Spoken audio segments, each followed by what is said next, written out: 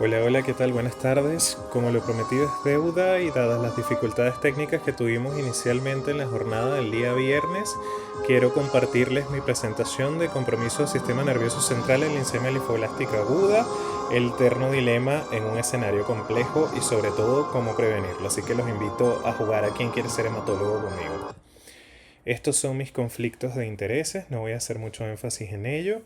Y bueno, quisiera comenzar diciendo que el premio de este Quien quiere ser hematólogo lamentablemente no es en dinero porque somos una organización sin fines de lucro en el grupo de estudio del LA, pero el verdadero premio aquí es convertir el conocimiento en oportunidades que permitan aumentar la sobrevida en nuestros pacientes.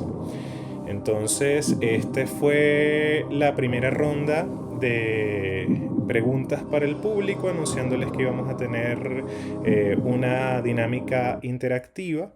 Y comencé diciendo que si bien es un tema bastante importante, la verdad es que no todo está escrito en piedra y hoy en día existen más dilemas que respuestas en cuanto a cómo prevenir el sistema nervioso central. Estos fueron los participantes en la primera ronda de La mente más rápida. La pregunta fue cuál es el sitio más frecuente de recaída extramedular en leucemia linfoblástica aguda y la respuesta correcta era la opción C, sistema nervioso central, donde tuvimos un 100% de respuesta.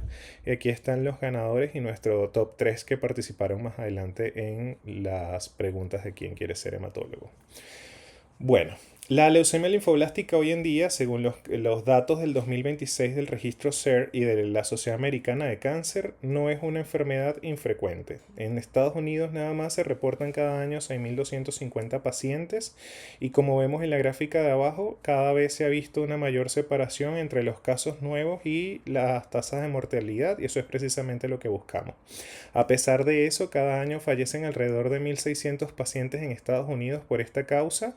La enfermedad representa el 0.5% de todos los cánceres en Estados Unidos y como vemos acá, suele ser más frecuente en el sexo masculino en todos los subgrupos analizados. En cuanto a la edad de presentación, tiene un curso bimodal. Afortunadamente, la mayoría de los casos ocurren antes de los 20 años, y digo afortunadamente porque la LLA pediátrica se comporta como una enfermedad de mejor pronóstico en los niños con unas tasas de curación y de sobrevida global que sobrepasan el 90-95%. Y en adultos, lamentablemente, a pesar de todos nuestros esfuerzos, las tasas alcanzadas de respuesta son un poco más bajas y esto tiene su razón de ser. En primer lugar, es una enfermedad que es biológicamente diferente en adultos que en niños y además, como vemos más adelante, la edad de mortalidad generalmente es alrededor de los 60 años en mayor frecuencia en el grupo de adultos y esto es porque son pacientes fundamentalmente con múltiples comorbilidades, lo cual los vuelve frágiles y los vuelve también susceptibles a la toxicidad relacionada con la terapia. Adicionalmente, la enfermedad cursa con mayor número de alteraciones citogenéticas de alto riesgo y mayor inestabilidad genómica en los pacientes adultos en comparación con los pacientes pediátricos y todas estas razones explican por qué las tasas de respuesta de los menores a 10 años o a 20 años suelen ser mejor que en los mayores de 60. Acá vemos cómo ha evolucionado progresivamente la supervivencia relativa a 5 años a medida que hemos avanzado en el manejo de los pacientes. Fíjense que en 1970 prácticamente el 40% vivía a los 5 años y hoy en día esa supervivencia global sobrepasa el 80%. Acá vemos cuál es la supervivencia relativa a medida que van pasando años luego del diagnóstico y afortunadamente hoy en día podemos decir que el 72% de nuestros pacientes sobreviven después de 5 años de ser diagnosticados con la enfermedad y esto sin duda que es un logro a lo que hacemos en el día a día en el ámbito de la hematología moderna. Hemos aprendido a conocer la enfermedad, tenemos mejores estratificaciones de riesgo y tenemos acceso a drogas cada vez más efectivas y menos tóxicas y obviamente esto impacta en el pronóstico de una manera muy positiva. Sin embargo, este progreso no elimina un problema central de la enfermedad, y es que el sistema nervioso central sigue siendo un sitio santuario, por lo que su compromiso al diagnóstico y sobre todo en la recaída le confiere un alto riesgo biológico. Acá les coloco un resumen de los principales estudios que dieron lugar a los protocolos que usamos hoy en día en el manejo de nuestros pacientes. Fíjense que en cada uno de ellos la prevalencia de enfermedad del sistema nervioso central al diagnóstico era entre el 5 al 10%, y con las estrategias empleadas para el manejo de la enfermedad del sistema nervioso central, fíjense cómo esta tasa de recaída cae aproximadamente un 4 o un 5%. Pero si no hacemos nada, si el paciente se maneja solo con quimioterapia y no prestamos atención al riesgo de recaída del sistema nervioso central, aproximadamente 75% de nuestros pacientes van a presentar compromiso extramedular sin el uso de profilaxis adecuada. Este es el esquema BFM ampliamente usado por nosotros como régimen de inspiración pediátrica. Solo lo coloco para resaltar que en cada una de sus fases tiene contemplado el uso de metotrexato intratecal, y en los pacientes de alto riesgo, como los que tienen compromiso inicial del sistema nervioso central o aquellos con el LAT, también incluyen radiación craneal en el protocolo de reinducción. Sin embargo, a pesar de todas estas medidas, fíjense las tasas de recaída en sistema nervioso central, que son más frecuentes en el grupo de riesgo intermedio. No quiero que piensen que los de alto riesgo no tienen tasas importantes de recaída, solamente que para este estudio vimos en el protocolo que los pacientes intensificaban tratamiento incluyendo radioterapia, y obviamente esto baja el porcentaje de recaída. Nuestro querido POMP, que ha sobrevivido a lo largo de las décadas en la fase de mantenimiento, también incluye en muchos esquemas el tratamiento con metotrexato intratecal una vez cada 3 meses. Y esto obviamente reduce el riesgo de recaída. ¿Tener compromiso del sistema nervioso central importa? Sí. En esta gráfica vemos como a su izquierda los pacientes que tienen compromiso inicial del sistema nervioso central, que son los de la curva roja, tienen una tasa de sobrevida global más baja y un aumento de la incidencia acumulada de recaídas, si vemos la gráfica de la derecha, en comparación con aquellos pacientes que no tienen compromiso del sistema nervioso central. Desde el punto de vista fisiopatológico, no todo está dicho, todavía hay muchas cosas que tenemos que dilucidar, pero lo que se sabe hoy en día es que esos linfoblastos que andan circulantes por el torrente sanguíneo expresan moléculas específicas de adhesión como el ICAM1, VCAM, L-selectina, BLA4, que permite que estos interactúen con el endotelio a nivel de los vasos sanguíneos cerebrales. Eso genera que estos linfoblastos puedan pasar a los espacios perivasculares y allí entran en interacción con las células de la microglía y el estroma cerebral y consiguen un nicho que los aísla del efecto de la quimioterapia sistémica, y ese neurotropismo está asegurado por moléculas como por ejemplo el CXCL12 y algunos otros factores inmunosupresores del microambiente tumoral que permiten que ese linfoblasto sobreviva en el sistema nervioso central hasta que llegue el momento de la recaída. Entonces, para su paso a través de la barrera hematoencefálica se han descrito dos modelos.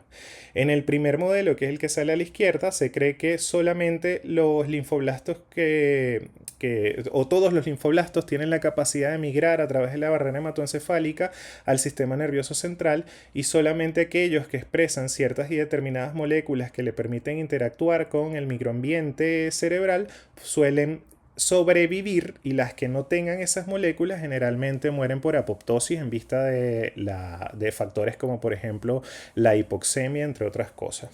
En el segundo modelo se piensa que solamente aquellos linfoblastos que presentan moléculas como el CXCR4 o el CCR7 tienen la oportunidad de atravesar la barrera hematoencefálica debido al aumento de la permeabilidad vascular.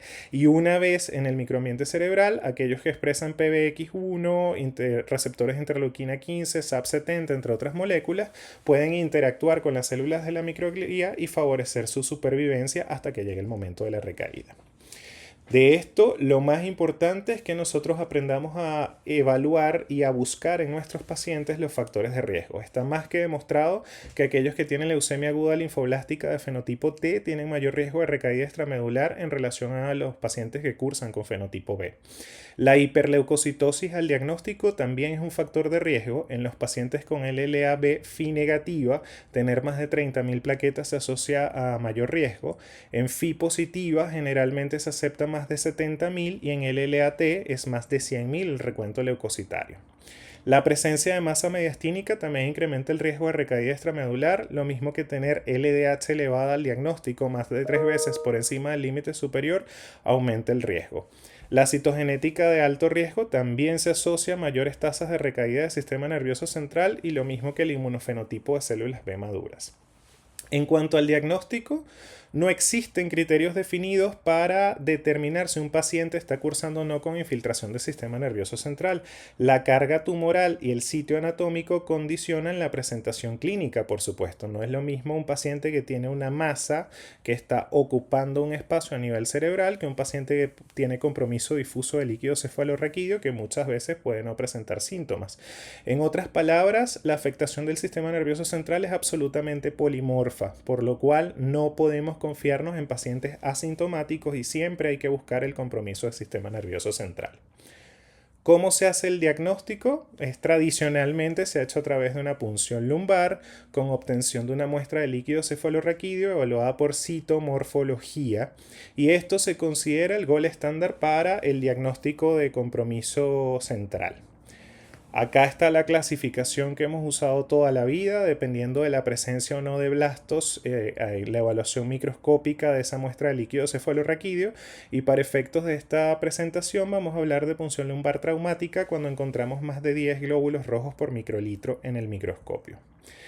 Esto lo traigo fundamentalmente para reflexionar sobre que el día de hoy, 2026, las guías siguen recomendando la citomorfología para hacer diagnóstico de compromiso del sistema nervioso central, pero esta está asociada a un 41% de casos falsos negativos, de manera que tiene una sensibilidad muy baja. En ese sentido, la primera pregunta de quién quiere ser hematólogo fue, en la leucemia linfoblástica aguda, ¿cuál es el momento ideal para realizar la primera punción lumbar? La opción A es tras lograr el aclaramiento de blastos circulantes con corticoides. Opción B, al diagnóstico, independientemente del porcentaje de blastos circulantes.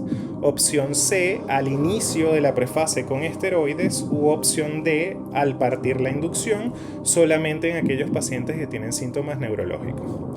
El día viernes, nosotros para esta pregunta llamamos a la audiencia y la verdad es que las respuestas estuvieron bastante divididas, pero la mayoría de los pacientes, por un margen muy pequeño, respondió a la opción A. Y es que realmente no hay consenso al respecto. Esta pregunta no tiene una respuesta 100% correcta. Hay quienes dicen que tener blastos circulantes no se considera un factor de riesgo de infiltración del sistema nervioso central, y hay otras escuelas que prefieren no arriesgarse a tener una punción lumbar traumática que permita la entrada de blastos a el líquido cefalorraquídeo. Yo personalmente estoy de acuerdo con la evaluación de la urgencia de la audiencia, y me inclino más por hacer la punción cuando se logre el aclaramiento de blastos. Luego, ¿qué hacemos si el paciente tiene una punción lumbar traumática? Es decir, tiene más de 10 glóbulos rojos en la evaluación microscópica y además presenta más de 5 leucocitos y blastos en el líquido cefalorraquídeo. No, ¿cómo lo clasificamos en CNS2 o CNS3 según la clasificación que acabamos de ver? Aquí lo más importante es comparar la relación entre los glóbulos blancos y los glóbulos rojos del líquido cefalorraquídeo y dividirlos con la relación entre glóbulos blancos y glóbulos rojos de la sangre. Si esa relación es más de 2, la clasificación correcta es SNC3. Si no, corresponde entonces a un SNC2. ¿Esto importa desde el punto de vista clínico? Sí, porque como vemos acá en la gráfica, la mayoría de los pacientes que tienen CNS3 tienen una supervivencia libre de eventos mucho menor que los pacientes que no tienen blastos en el líquido cefalorraquídeo, y la sobrevida libre de recaída es menor en aquellos pacientes que tienen, por ejemplo, una punción lumbar traumática. Fíjense que en la gráfica de la izquierda, la sobrevida libre de eventos de la línea roja corresponde a los pacientes de la punción lumbar traumática, que se acerca casi a los pacientes CNS3 y es peor en cuanto a resultados en relación a los pacientes CNS2. El líquido cefalorraquídeo puede ser falsamente negativo y esto tenemos que tomarlo muy en cuenta. En primer lugar, la producción de líquido cefalorraquídeo en 24 horas es de aproximadamente unos 400 a 500 cc y en este volumen tenemos una muy baja carga tumoral porque probablemente al inicio el paciente va a tener muy pocos linfoblastos. Además de eso, tenemos un problema de muestreo porque de esos 500 cc en 24 horas apenas se extraen con la punción lumbar alrededor de 1 a 2 cc para evaluación citomorfológica. Y si a esto le sumamos que hay una variabilidad importante entre observador, eso explica por qué la sensibilidad es baja de la citomorfología. Entonces, lo más importante es que nos quedemos con que un líquido cefalorraquídeo en el cual no encontramos células malignas puede tener compromiso del sistema nervioso central aun cuando no lo veamos en el microscopio. Entonces, ¿cómo mejoramos este rendimiento diagnóstico? Afortunadamente hoy en día existen múltiples técnicas de citometría de flujo, técnicas de biología molecular, de secuenciación de próxima generación que permiten aumentar esa sensibilidad de una manera exponencial. Lamentablemente, la mayoría de ellas, o las que tienen mayor profundidad de evaluación, no están ampliamente disponibles en nuestro país. Entonces, la citometría de flujo es una herramienta diagnóstica que tenemos disponible de una manera bastante cercana y tendrá algún rol en la evaluación, pues para este estudio se tomaron muestras de líquido cefalorraquídeo de pacientes con leucemia linfoblástica aguda y se evaluaron tanto por citomorfología como por citometría de flujo y se siguieron en el tiempo de manera prospectiva.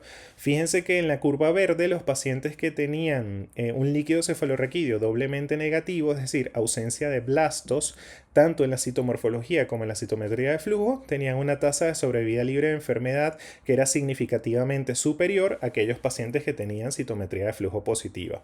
Y cuando se estratificaron en varios subgrupos, fíjense que los pacientes que eran negativos tanto por citometría de flujo como por citomorfología, que es la curva verde, tenían una sobrevida global de 31% a los 24 meses versus aquellos pacientes que tenían positividad de blastos tanto en citometría como en citomorfología, que es la curva roja, prácticamente ninguno estaba vivo a los 24 meses.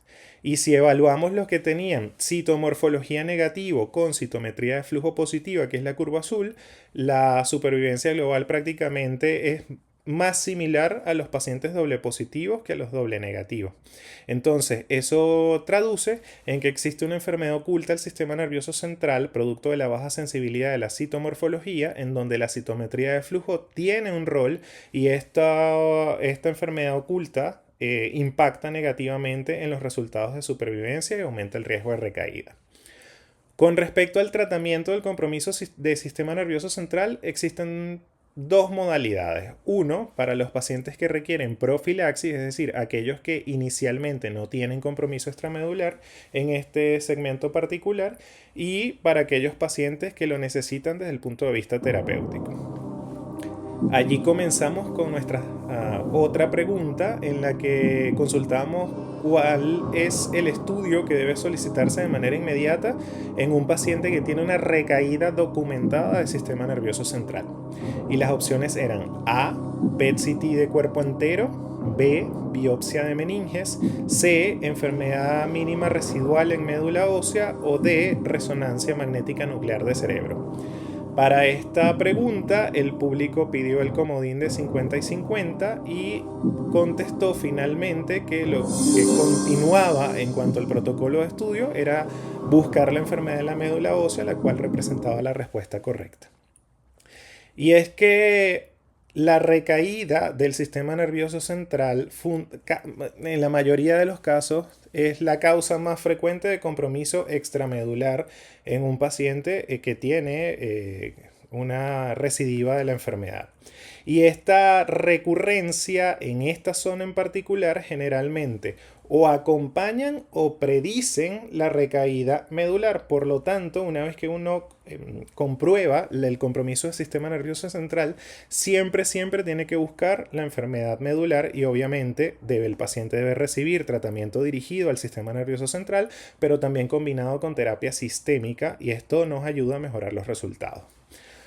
Cuando el paciente no tiene blastos en líquido cefalorraquídeo, estas son las modalidades de tratamiento que disponemos hoy en día para hacer la profilaxis. Eso incluye quimioterapia intratecal, quimioterapia sistémica, inhibidores de tirosinquinasa para los pacientes con leucemia linfoblástica aguda Filadelfia positivo, y también hay un rol para la radioterapia que vamos a discutir en unos minutos.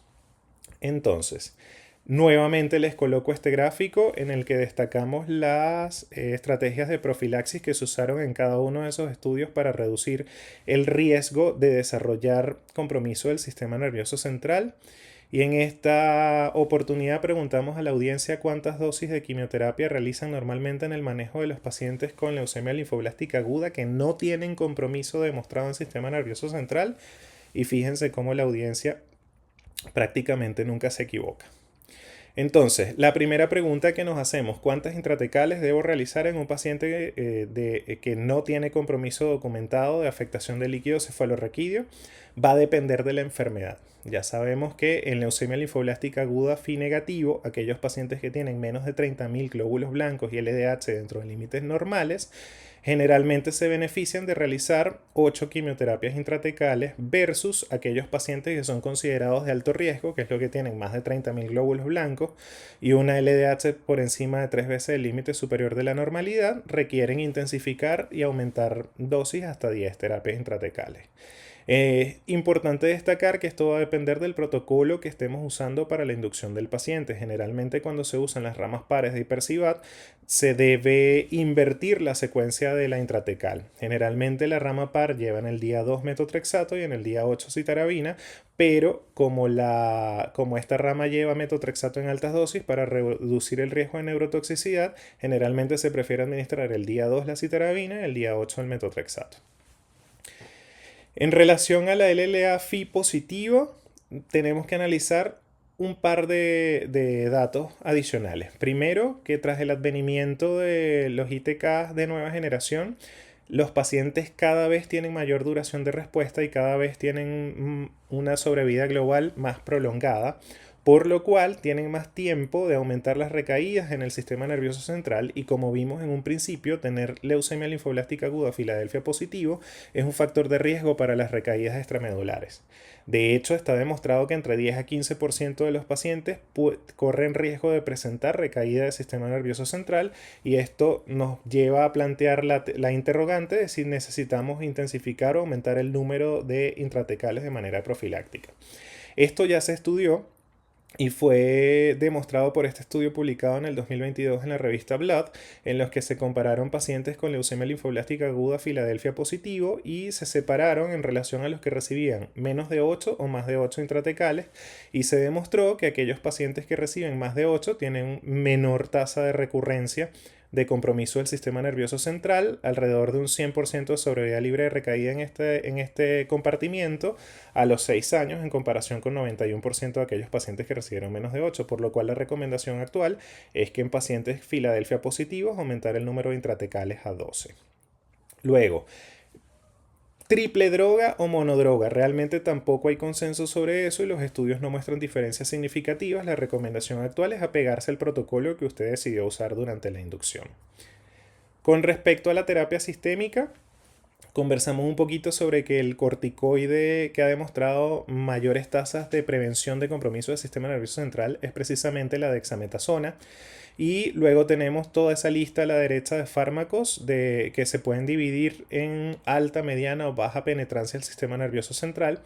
Destaca el metotrexato, que si bien está demostrado que tiene baja penetración al sistema nervioso central, nosotros compensamos esta situación farmacodinámica a través de aumentar las dosis del metotrexato, y esto lleva a alcanzar buenos niveles y ejercer su efecto profiláctico.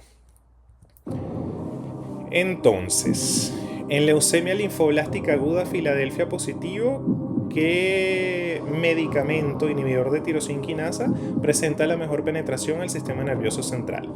La opción A, ponatinib, opción B, imatinib, opción C, nilotinib u opción D, dasatinib. Acá la mayoría de las personas de la audiencia respondieron correctamente. Ponatinib también es otra opción bastante efectiva, pero dasatinib es el que tiene mejor penetración al sistema nervioso central, como lo vemos en este estudio. Se aprecia mejor en esta gráfica que, si bien como lo dice allí, son estimaciones representativas y no corresponden a comparaciones directas entre los estudios, pero en este trabajo en el que se tomaron muestra en plasma y líquido cefalorraquídeo, en pacientes tratados con dasatinib, vemos que las concentraciones son bastante significativas a nivel de LCR, y por eso es que entra dentro de los ITK que se usan con mayor frecuencia en primera línea.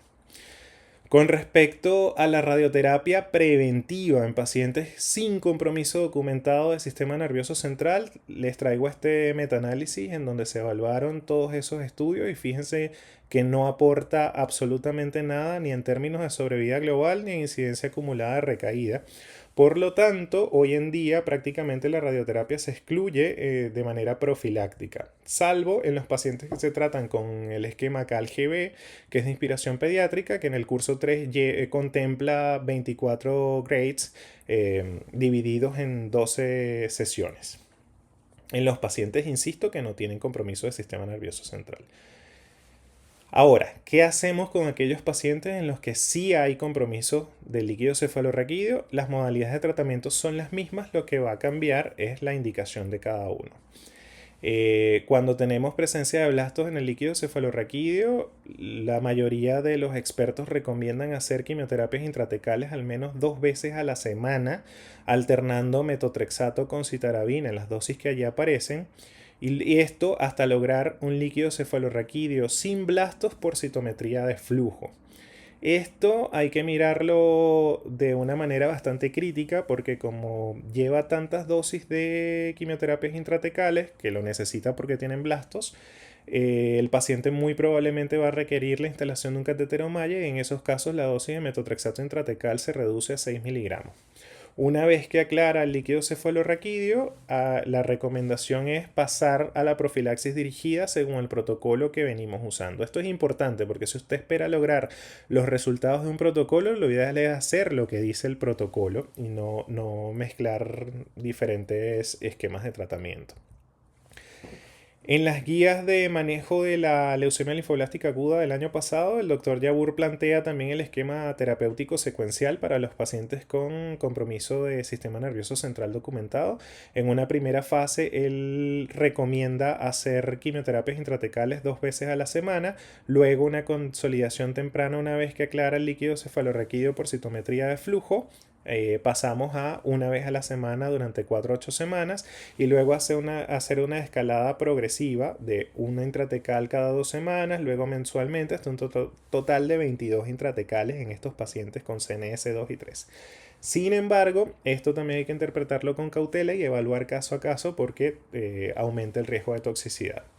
Y en cuanto a la radioterapia, tiene un rol complementario. El objetivo es lograr el control de la actividad del sistema nervioso central, y hoy en día la radioterapia se considera en algunos casos seleccionado. Entonces, me adelanté un poquito a la respuesta a esta pregunta, que cuál es el rol principal actual de la radioterapia en pacientes con compromiso documentado del sistema nervioso central y que son portadores de leucemia linfoblástica aguda. La verdad es que aquí la respuesta, la acabo de decir, es la opción B, es un control local adyuvante. La radioterapia probablemente no sustituya ni el tratamiento sistémico ni la profilaxis con intratecales. Algunas consideraciones de la radioterapia en los pacientes con compromiso documentado es que la modalidad de tratamiento va a depender de varios factores. Lo primero es el compromiso anatómico. No es lo mismo un compromiso citológico que uno radiográfico, no es lo mismo un compromiso leptomeningio que parenquimatoso, no es lo mismo una enfermedad que está en recaída a un paciente que está recibiendo profilaxis antes de que haga compromiso del sistema nervioso central, no es lo mismo un paciente que tiene compromiso extramedular no controlado a aquel paciente que tiene compromiso solamente del sistema nervioso central, o aquel que tiene compromiso concomitante tanto de extramedular como de médula ósea. El objetivo terapéutico también es importante considerar. No es lo mismo un paciente que se está tratando de manera curativa o con intención curativa a un paciente que se maneja con fines más bien paliativos. También hay que tomar en cuenta qué plan de tratamiento estamos usando, de intratecales o terapia sistémica, y por supuesto cuál es el objetivo de nuestro tratamiento, tomando en cuenta las dosis de radioterapia si es que el paciente recibió radioterapia previamente. Si analizamos bien todos estos factores y usamos la radioterapia en pacientes seleccionados, la mayoría de ellos, 7 de cada 10, logra una resolución completa o al menos una mejoría de los síntomas. Entonces es un tratamiento bastante efectivo y sobre todo bastante rápido. En los pacientes que van a trasplante, está más que documentado que deben recibir irradiación corporal total, pero además de esto está descrito que el uso de boost del sistema nervioso central puede ayudar a mejorar los resultados. Y la elección en este boost también va a depender del tipo de compromiso que presentó el paciente. Primero, si presentó un compromiso aislado del líquido cefalorraquídeo y actualmente está en respuesta completa, con 6 grades de irradiación cerebral total adicional a la TBI, puede tener buenos resultados, pero si la enfermedad fue un poco más leptomeningia o presentó neuropatías craneales, generalmente allí se prefiere la irradiación craneoespinal, que son de 6 a 12 grades adicionales a los 12 que ya lleva la TBI. Luego, ¿cuándo usarla? Tenemos que preguntarnos cuál es la urgencia de tratamiento. Si el paciente está en una condición de extrema urgencia, la radioterapia nos va a permitir obtener alivio rápido. Pero hay que tener en cuenta que la quimioterapia y los esteroides también podrían lograr una respuesta urgente de los síntomas. Entonces hay que evaluar caso a caso.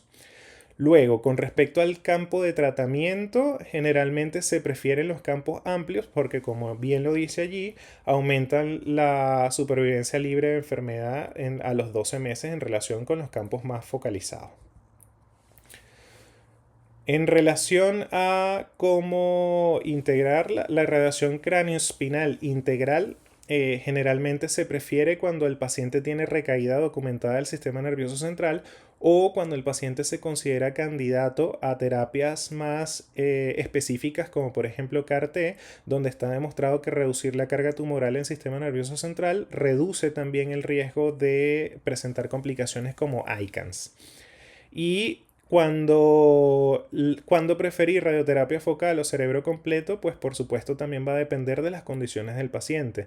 Generalmente vamos a tratar de ser un poquito menos intensivos en aquellos pacientes frágiles y más agresivos en aquellos pacientes que necesitan control urgente de los síntomas. Entonces esas situaciones también se toman en cuenta a la hora de decidir el uso y la dosis adecuada de la radioterapia. Por lo tanto, el mensaje clave acá es que el uso de la radioterapia va a depender del objetivo clínico que persigamos con el paciente. Si es con fines paliativos, si es con fines de controlar la enfermedad del sistema nervioso central o si es para preparar al paciente ante terapias con intención curativa como los CAR-T. Ahora, ¿cómo hacer la secuenciación entre quimioterapia y radioterapia? Generalmente, si el paciente está estable y su condición clínica lo permite, lo ideal es que esperemos 2 semanas entre la administración del metotrexato en altas dosis y citarabina para poder administrar la radioterapia. Esto con el fin de reducir el riesgo de neurotoxicidad por el uso concomitante de radio y quimio. Ahora, si el paciente tiene una urgencia y es una situación realmente comprometida, la radioterapia se puede iniciar hasta 48 a 72 horas posterior a la quimioterapia. Por supuesto, teniendo en cuenta el riesgo de neurotoxicidad que es mayor en estos casos. Ahora, ¿qué realizar primero? ¿Quimioterapia o radioterapia? Generalmente lo que se recomienda es completar primero la quimioterapia dirigida al sistema nervioso central, ya que dar radioterapia antes de la quimioterapia aumenta el riesgo también de neurotoxicidad. ¿Y dónde podemos acortar un poco esa secuenciación entre quimio y radioterapia? Generalmente cuando se usan inmunoterapias como el blinatumomab o cuando se usan quimioterapias intratecales, especialmente con citarabina, que tiene un tiempo de vida media un poco más corta. La siguiente pregunta que se hizo a la audiencia fue en los pacientes con leucemia linfoblástica aguda Filadelfia positivo que tenían inicialmente un CNS3, es decir, blastos documentados en el líquido cefalorraquídeo, pero que con el tratamiento lograron enfermedad residual medible negativa en la médula ósea y líquido cefalorraquídeo libre de infiltración leucémica. cuál sería el condicionamiento ideal para un trasplante halogénico, por supuesto, que sería su opción curativa. La mayoría de los asistentes respondieron correctamente la opción A, que era el condicionamiento mieloablativo más la irradiación corporal total más el boost del sistema nervioso central.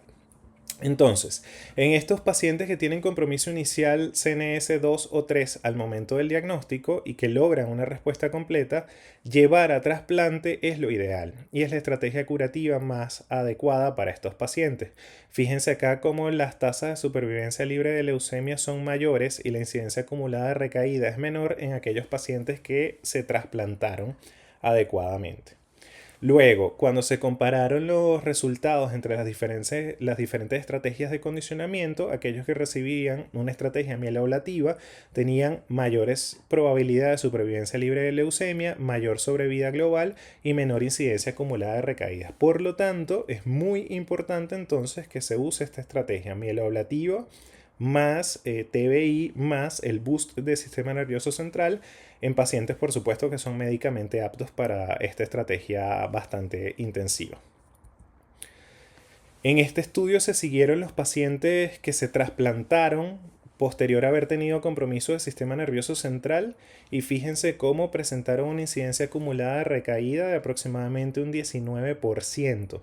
Y de los que recayeron, en la curva de la derecha vemos como aquellos que tenían compromiso del sistema nervioso central, la pendiente es prácticamente vertical y tenían un porcentaje de supervivencia significativamente más bajo que aquellos pacientes que no recaían con compromiso central.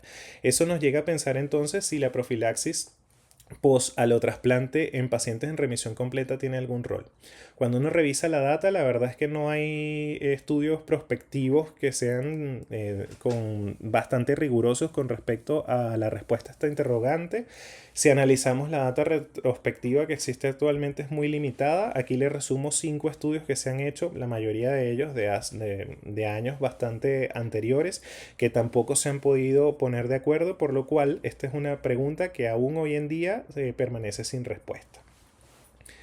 Y si evaluamos cómo ha evolucionado el tratamiento de los pacientes con leucemia linfoblástica aguda, vemos cómo la hematología moderna ha pasado de una era donde se trataba a los pacientes fundamentalmente con quimioterapia a una era moderna en la que tenemos prácticamente un montón de esquemas que usan inmunoterapia y que incluso llegan a ser libres de quimioterapia. Y esto, por supuesto, que también tiene implicaciones en el riesgo de recaída del sistema nervioso central. La siguiente pregunta que se realizó fue en los pacientes con leucemia linfoblástica aguda que fueron tratados con esquemas chemo-free, ¿cuál es la principal causa de recaída aislada del sistema nervioso central? La opción A era enfermedad sistémica oculta, opción B, resistencia molecular precoz, opción C, pérdida de CD19 en los blastos leucémicos y opción D, la compartimentalización del sistema nervioso central. Aquí fue prácticamente unánime que la respuesta correcta fue la opción D. El sistema nervioso central corresponde a un nicho santuario que permite la supervivencia de los linfoblastos y que aumenta el riesgo de recaída aislada.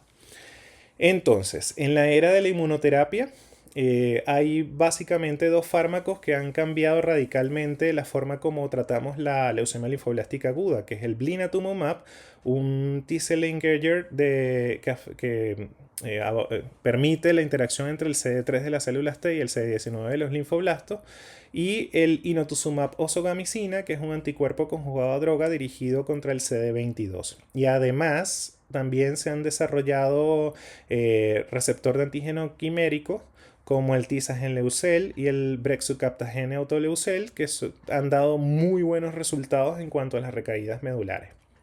Ahora, cuando se aplican estos tratamientos innovadores a los pacientes y se ha estudiado la evidencia de la actividad en el sistema nervioso central, la verdad es que los datos son limitados. ¿Por qué? En particular porque los pacientes con compromiso primario del sistema nervioso central se excluyeron de los estudios Tower e Innovate, que fueron los que llevaron a la aprobación por la FDA de blinatumomab e inotuzumab en los pacientes recaídos. Entonces, analicemos un poco más a detalle cada fármaco. El blinatumomab, por ejemplo, en este estudio, que incluyó 132 pacientes con leucemia linfoblástica aguda, se demostraron 89 recaídas, 43% de los cuales correspondían a enfermedad extramedular, y de estos 40% presentaron compromiso aislado del sistema nervioso central. En esta experiencia del City of Hope, el 97% de los pacientes que tenían recaída de extramedular y también por supuesto del sistema nervioso central permanecían siendo CD19 positivos, por lo cual la pérdida de CD19 no es el principal mecanismo de fracaso en sistema nervioso central asociado a blinatumomab. Este otro estudio evaluó los pacientes que habían sido tratados con blinatumomab y acá se ve mejor el riesgo de recaída del sistema nervioso versus el riesgo de recaída a nivel medular. Fíjense cómo la combinación de blina más quimioterapia reduce significativamente la incidencia acumulada de recaída medular, de manera que es muy bueno para limpiar enfermedad medular, pero cuando se evaluaron las recaídas aisladas del sistema nervioso central no hubo diferencias significativas entre usar y no usar blinatumomab. Por lo tanto, cuando se usan estas inmunoterapias tenemos que estar pendientes de implementar terapias dirigidas al sistema nervioso central. Cuando se evaluaron los regímenes libres de quimioterapia para los pacientes en los que, con leucemia linfoblástica aguda Filadelfia positivo, en los que se usaron tratamientos innovadores como blinatumomab más inhibidores de tirosina quinasa, sabemos que estos pacientes tienen unas tasas de respuesta envidiables y muchos de ellos probablemente, si logran remisión completa y respuesta molecular profunda con estos tratamientos, muy probablemente no van a necesitar un trasplante en primera línea, sino que se reserva el trasplante probablemente para la recaída. Pero estas drogas, blinatumomab, como vimos, tienen una eficacia limitada a nivel del sistema nervioso central. Por lo tanto, la prevención de la enfermedad del sistema nervioso central va a depender únicamente de las quimioterapias intratecales. Entonces, ¿cómo hacemos para tratar de optimizar la profilaxis? La verdad, sabemos que en el LA Filadelfia positivo generalmente la recomendación es 12 quimioterapias intratecales. Bueno, si el paciente va a ser tratado con un esquema libre de quimioterapia como blinadasa o blinapona, generalmente se sugiere aumentar de 12 a 15 el número de intratecales o añadir de 1 a 2 ciclos de quimioterapia sistémica con penetración del sistema nervioso central, como las altas dosis de metotrexato o la citarabina, y realizar consolidación avanzada, bien sea con CAR-T o trasplante halogénico. Y en los pacientes que no sean fit o no tengan donante, pues también una opción podría ser intensificar con irradiación craneoespinal. El objetivo, por supuesto, va a ser el reforzar el control del sistema nervioso central y reducir el riesgo de recaída en este compartimiento en un paciente que no está usando quimioterapia y que estos esquemas chemo-free se asocian a una disminución significativa de la recaída en médula ósea. Estos son un resumen de los diferentes estudios que avalan el uso de la inmunoterapia, tanto de INO como blina, en primera línea en los pacientes con leucemia linfoblástica aguda Phi negativo. Fíjense que el riesgo no es menor de recaída a nivel extramedular y sobre todo con compromiso del sistema nervioso central, y lo mismo se ha reproducido en los estudios que evalúan el uso de inmunoterapia en primera línea en combinación con ITK en los pacientes con leucemia linfoblástica aguda Filadelfia positivo. Entonces, en un paciente con leucemia linfoblástica aguda con compromiso documentado del sistema nervioso central en CNS3, ¿cuál es la principal razón por que el CAR-T puede ser eficaz en este compartimiento? 1. Porque solo se usa tras la radioterapia. 2. Las células T pueden traficar y expandirse en el sistema nervioso central. 3. Porque alcanza una mayor concentración plasmática del CAR-T. Y 4. Porque hay menor riesgo de ICANS.